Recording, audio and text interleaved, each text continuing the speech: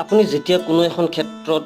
সফল হ'ব, যেতিয়া আপুনি কৰ্মৰত হৈ থাকিব আৰু যেতিয়া আপুনি এখন ক্ষেত্ৰত সফলতাৰ পৰা সফল হৈ গৈ থাকিব, উচ্চ শিখৰলৈ গৈ থাকিব,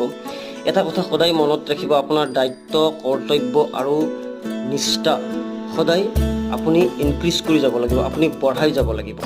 যেতিয়া আপোনাৰ দায়িত্ব, আপুনি যেতিয়া কোনো এখন ক্ষেত্ৰত সফল হৈ যাব, তেতিয়া সদায় আপুনি নম্ৰ হৈ যাবলৈ চেষ্টা কৰক, সদায় আপুনি নিজক ইনক্ৰিজ কৰিবলৈ চেষ্টা কৰক, সদায় আপুনি আপোনাক বঢ়াবৰ কাৰণে চেষ্টা কৰক। যেতিয়া আপোনাৰ দায়িত্ব বাঢ়িব, যেতিয়া আপুনি কোনো এখন ক্ষেত্ৰত সফল হ'ব, যদি আপুনি নিজেই মানুহজন আক্ৰমণাত্মক বা এগ্ৰেছিভ হৈ গৈ থাকে বা আপুনি অহংকাৰত মত্ত হৈ গৈ থাকে, তেতিয়াহ'লে তাৰ পৰাই আপোনাৰ বিফলতা আৰম্ভ হয়। এই প্ৰকৃতিও আমাক এটা বস্তু শিকায় যে যিডাল গছত আটাইতকৈ বেছি ফল লাগে, সেই গছডাল সদায় তললৈ হালি থাকে। অৰ্থাৎ ইয়াৰ পৰা আমি